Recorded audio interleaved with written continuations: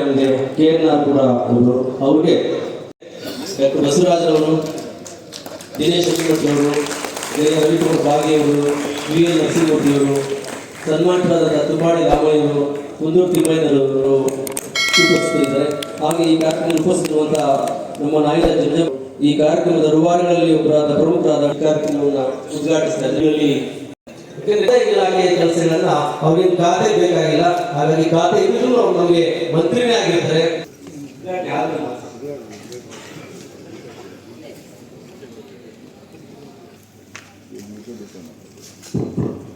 ಎಲ್ಲರಿಗೂ ನಮಸ್ಕಾರ.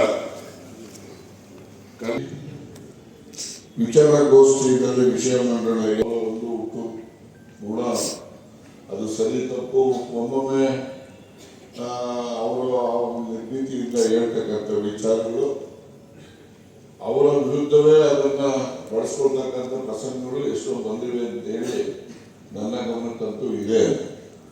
ಅವರು ಈ ಒಂದು ವಿಷಯದಲ್ಲಿ ಸಾಮಾಜಿಕ, ರಾಜಕೀಯ, ಸಾಂಸ್ಕೃತಿಕ ತಲ್ಲಣಗಳ ಬಗ್ಗೆ ಅವರು ಒಂದು ದಿವಸ ಬೇಕಾದ್ರೂ ಮಾತಾಡ್ಬೋದು. ಅಷ್ಟು ಅನುಭವ ಸನ್ಮಾನ್ಯ ದಿನೇಶ್ ನಿರ್ಮಠ್ ಅವರಲ್ಲಿದೆ.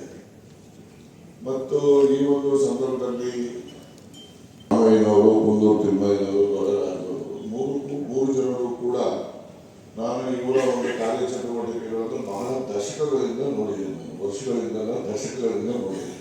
ಅನ್ಯಾಯಗಳು ನಡೀತವೆ. ಅದನ್ನ ಜನರಿಗೆ ಮನವರಿಕೆ ಮಾಡ್ತಕ್ಕಂಥ, ಸಂಘಟನೆ ಮಾಡ್ತಕ್ಕಂಥ ವಿಚಾರದಲ್ಲಿ ಅವರು ಯಾವಾಗಲೂ ಕೂಡ ಮುಂಚೂಣಿನಲ್ಲಿ ಕೆಲಸ ಮಾಡ್ತಕ್ಕಂಥದ್ದನ್ನ ನಾನು ನೋಡಿದೆ. ಮಾಡ್ತಕ್ಕಂಥದ್ದು ಅವರು ಬಂದಿರ್ತಕ್ಕಂಥ ತಿರುಪೂರು ತಾಲೂಕಿನ ನಾನು 84ರಲ್ಲಿ ಮೊದಲನೇ ಬಾರಿ ನಿರ್ಮಾಣ ಮಾತಾಡಿದ್ದು. ನಾನು 84ರಲ್ಲಿ ಅವ್ರ ಮನೆಗೆ ಒಂದು ರಾತ್ರಿ ಹೋಗಿದ್ದೆ. ಇವರು ಇದ್ರು ಮನೆಯಲ್ಲಿ ಯಾವುದೋ ಒಂದು ಪಾರ್ಲಿಮೆಂಟ್ ಎಲೆಕ್ಷನ್ ಅಂತ ಕಾಣಿಸುತ್ತೆ. ನಾವು ಹೋದಾಗ ಯಾರೋ ಪರವಾಗಿ ಹೋಗಿದ್ದು. ನಾವು ಎಷ್ಟೊತ್ತು ಮಾತಾಡೋದು ಮನುಷ್ಯನ ಮನಸ್ಸಲ್ಲಿ ಏನೇನಿದೆ ನಮ್ಗೆ ತಿಳ್ಕೊಳ್ಳೋಕ್ಕೆ ಆಗಲಿಲ್ಲ. ಮನುಷ್ಯ ಸನ್ಮಾನ್ಯ ಕುಂದೂರು ತಿಮ್ಮಯ್ಯನವರು ಅವ್ರ ಜೊತೆಯಲ್ಲಿ ಈಗಾಗಲೇ ಅವರ ಮಗ ಮುರಳಿನೂ ಕೂಡ ಹೆಚ್ಚು ಆಸಕ್ತಿಯಿಂದ ಈ ಒಂದು ಹೋರಾಟದ ಬಗ್ಗೆ, ದಲಿತ ಸಂಘಟನೆಗಳ ಒಗ್ಗೂಡಿಕೆ ಮತ್ತು ಉದ್ದೇಶವನ್ನು ಸಾಕಾರಗೊಳಿಸಲಿಕ್ಕೆ ಅವರು ಕೂಡ ಪ್ರಯತ್ನವನ್ನು ಮಾಡ್ತಾ ಇರ್ತಕ್ಕಂಥದ್ದು. ನಿಜಕ್ಕೂ ಕೂಡ ಕುಂದೂರು ತಿಮ್ಮಯ್ಯನವರು, ಅವರ ಕುಟುಂಬ, ಎಲ್ಲ ಸದಸ್ಯರು ಅವರು ಹೋರಾಟ ಜಾರಿಯಿದೆ. ಜಾರಿನಲ್ಲಿ ಇದ್ರೂ ಕೂಡ ಇನ್ನೂ ಸಂಪೂರ್ಣವಾಗಿ ಆಗ್ತಾ ಇಲ್ಲ.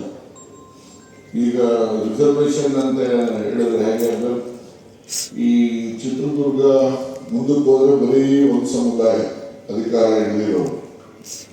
ನಾಳೆ ಸಾಲವನ್ನು ಅವರೇ ತಗೊಳ್ತಾರೆ, ಸಾಲ ಮನ್ನಾ ಹಾಗೂ ಅವ್ರಿಗೆ ಆಗ್ತದೆ. ಬೇರೆಯವ್ರಿಗೆ ಯಾರು ಸಾಲನೂ ಕೊಡೋದಿಲ್ಲ, ಮನ್ನಾನೂ ಆಗೋ ಪ್ರಶ್ನೆ ಇಲ್ಲ. ಇಲ್ಲಿಂದ ಕೆಳಗೆ ಹೋದ್ರೆ ಇನ್ನೊಂದು ಜಾತಿಯವರು ಪಟ್ಟಭದ್ರರು ಹಿಡ್ಕೊಂಡಿರ್ತಾರೆ. ನಾನು ಈ ಜಿಲ್ಲೆಯಲ್ಲಿ 1984ರಿಂದ ಪ್ರಯತ್ನ ಮಾಡಿದ್ರಿಂದ ಒಂದು 2 ದಶಕದ ನಂತರ ನಮ್ಮ ಜಿಲ್ಲೆಯಲ್ಲೂ ಕೂಡ ಸಾಮಾಜಿಕ ನ್ಯಾಯವನ್ನು ಜಾರಿ ಮಾಡ್ತಕ್ಕಂಥದ್ದಕ್ಕೆ ನಮ್ಮ ಸಂಸ್ಥೆಯಲ್ಲಿ ನಾನು ಪ್ರಯತ್ನ ಮಾಡಿದ್ದೆ. ನಮ್ಮ ಸಂಸ್ಥೆಯಲ್ಲಿ ನಾನು ದಿನೇಶ್ ಅವರೇ, ಮಲ್ಲಿಕಾರ್ಜುನ್ ಖರ್ಗೆ ಅವರು ಸಹಕಾರ ಮಂತ್ರಿ ಇದ್ದಾಗ ಅವರು ಒಂದು ಆದೇಶ ಮಾಡಿದ್ರು, 13 ಅಂತ ಒಂದು ಆದೇಶ ಇದೆ. ಆ ಆದೇಶ ಯಾರಾದರೂ ಕೂಡ ಉಲ್ಲಂಘನೆ ಮಾಡಿದ್ರೆ ಅಲ್ಲಿನ ಆಡಳಿತ ಮಂಡಳಿನ ಬರಖಾಸ್ತು ಮಾಡಬಹುದು. ಅಷ್ಟೊಂದು ಪವರ್ಫುಲ್ ಆರ್ಡರ್. ಅದನ್ನು ನಮ್ಮ ಖರ್ಗೆ ಅವರು ಮಾಡಿದ್ರು. ಏನ್ ಮಾಡಿದ್ರು? ಸಾಲ ವಿತರಣೆಯಲ್ಲೂ ಕೂಡ ರಿಸರ್ವೇಶನ್ ಇತ್ತು. ಸಾಲ ನೀವು 100 ರೂಪಾಯಿ ಯಾರ್ಯಾರು ಸಾಲ ಕೊಡಬೇಕಾದ್ರೆ SC STಗಳಿಗೆ 25% ಸಾಲ ಇರಲೇಬೇಕು, 10% ಹೆಣ್ಮಕ್ಳಿಗೆ ಇರಬೇಕು, ಮತ್ತೆ ಮುಕ್ತದ 65% ಬೇರೆಯವರು ಕೊಡಬೇಕು ಅಂತಕ್ಕಂಥ ಆದೇಶ ಅವತ್ತೇ ಇತ್ತು.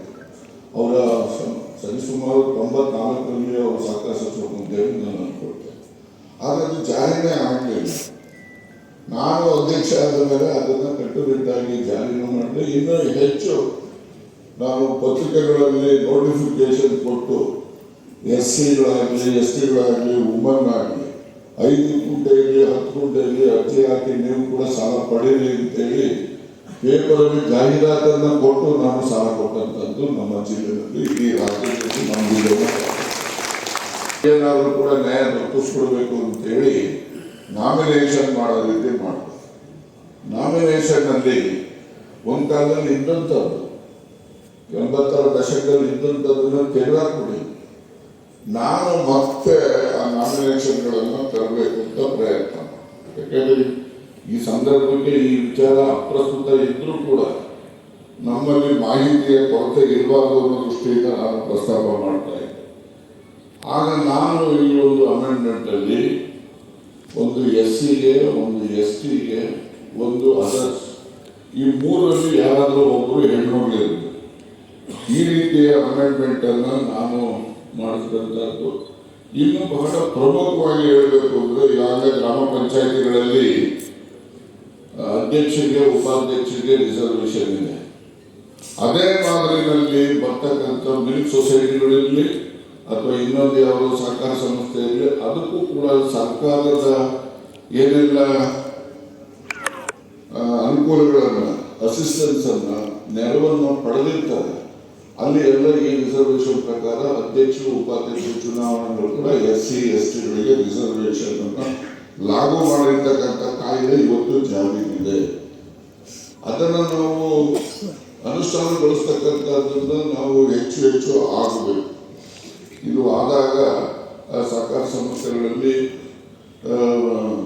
ಈ ಒಂದು ಸಮುದಾಯಗಳು ಯಾರೆಲ್ಲ ಅದನ್ನು ಬಾಗಿಲಿಂದ ಹೊರಗಡೆ ಹೋಗ್ತಿರಲಿಲ್ಲ, ಹಾಗೆ ಅಂಥವ್ರಿಗೂ ಕೂಡ ಇವತ್ತು ಸಂಸ್ಥೆಗಳಲ್ಲಿ ತನ್ನ ಅಸ್ತಿತ್ವವನ್ನು ಕಾಪಾಡಿಕೊಳ್ಳಲಿಕ್ಕೆ ಈ ಒಂದು ಧ್ವನಿಯಿಲ್ಲದ ಸಮುದಾಯಗಳಿಗೆ ಅವಕಾಶವನ್ನು ಕಲ್ಪಿಸಿದಂಥ ಕೆಲಸವನ್ನು ನಾನು ಮಾಡ್ತಕ್ಕಂಥದ್ದಕ್ಕೆ ಒಂದು ಅವಕಾಶ ದೊರಕಿತ್ತು. ಆ ಅವಕಾಶದ ಹಿನ್ನೆಲೆಯಲ್ಲಿ ಅದನ್ನು ಮಾಡಿದ್ದೇನೆ ಅಂತಕ್ಕಂಥದ್ದನ್ನು ನಾನು ಬಹಳ ಹೆಮ್ಮೆಯಿಂದ ನಿಮ್ಮ ಮುಂದೆ ಹೇಳಿಕೆ ಬಯಸ್ತೇನೆ. ಅಂತಕ್ಕಂಥ ಪದ ಬಳಸಿದೆ. ಇದಕ್ಕೂ ಕೂಡ ನಮ್ಮಲ್ಲಿ ಇರ್ತಕ್ಕಂಥ ನೀವೆಲ್ಲ ಬುದ್ಧಿವಂತರಿದ್ದೀರಿ.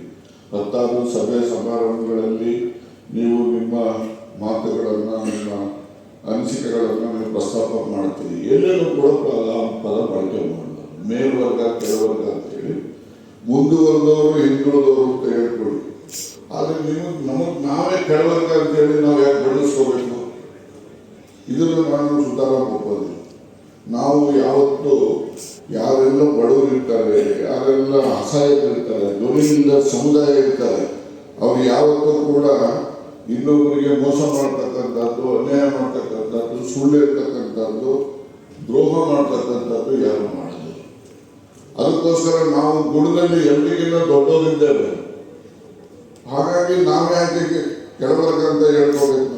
ನಮ್ಮನ್ನು ನಾವೇ ಆ ರೀತಿ ಬೆಳೆಸ್ಕೊಳ್ತಕ್ಕಂಥದ್ದು ಸರಿಯಾದಂಥ ಚಿಂತನೆ ಅಲ್ಲ. ಯಾಕಂದರೆ ಎಲ್ಲ ಬುದ್ಧಿವಂತರಿದ್ದೀವಿ. ಮುಂದೆ ಕೂತಿದವರು ನಮಗಿನ್ನ ಬುದ್ಧಿವಂತರಿದ್ದೀವಿ. ಕೃಷ್ಣಮೂರ್ತಿ ಇರ್ಬೋದು, ಇನ್ನೊಬ್ಬರು ನಮ್ಮ ಪಾಲ್ಗಳು, ಅವ್ರದ್ದೇ ಹೋರಾಟ ಇರ್ತದೆ.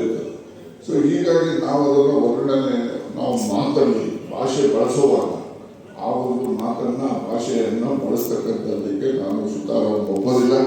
ಮುಂದಿನ ನಿರ್ಮಾಣಗಳಲ್ಲಿ ಮಾತನಾಡ್ತಕ್ಕಂಥವ್ರು ನಿಜಕ್ಕೂ ಆ ಪದ ಬಳಕೆ ಆಗಬಾರದು ಅಂತಕ್ಕಂಥದ್ದು ನನ್ನ ಕಳಕಳಿಯ ಮನವಿ ಅಂತ ಹೇಳಿ ಈ ಸಂದರ್ಭದಲ್ಲಿ ಹೇಳಿಕ್ಕೆ ಬಯಸ್ತೇನೆ. ಈ ದಲಿತ ಸಂಘರ್ಷ ಸಮಿತಿಯ ಹೋರಾಟ ನಡೆಸಿದಾಗ ನಾವು ಬೇರೆ ಸಮುದಾಯದ ಪ್ರೀತಿ ವಿಶ್ವಾಸ ರೀತಿಯಲ್ಲಿ ಇರಬೇಕು. ನಾವು ನಮಗಿರ್ತಕ್ಕಂಥ ಅಧಿಕಾರ, ನಮಗಿರ್ತಕ್ಕಂಥ ಹಕ್ಕನ್ನು ಬೇರೆಯವರಿಗೆ ತೊಂದರೆ ಕೊಡಲಿಕ್ಕೆ ಬಳಸಬಾರ್ದು. ನಮ್ಮ ಹಕ್ಕನ್ನು ನಾವು ಪ್ರತಿಪಾದನೆ ಮಾಡೋಣ, ನಾವು ನ್ಯಾಯ ಪಡೆಯೋಣ.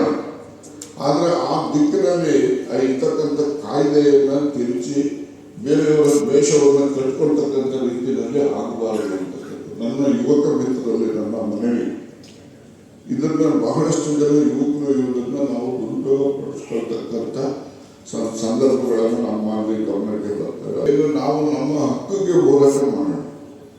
ನಮ್ಮ ಮೇಲೆ ಯಾವ್ದಾದ್ರು ದಬ್ಬಾಳಿಕೆಯಾಗಿ ಹಿಂಸೆ ಮಾಡ್ತಕ್ಕಂಥ ಸಂದರ್ಭಗಳು ಬಂದಾಗ ನಾವೆಲ್ಲ ಒಗ್ಗಟ್ಟಾಗಿ ನಮ್ಮ ಹಕ್ಕನ್ನು ಪಡಿತಕ್ಕಂಥ.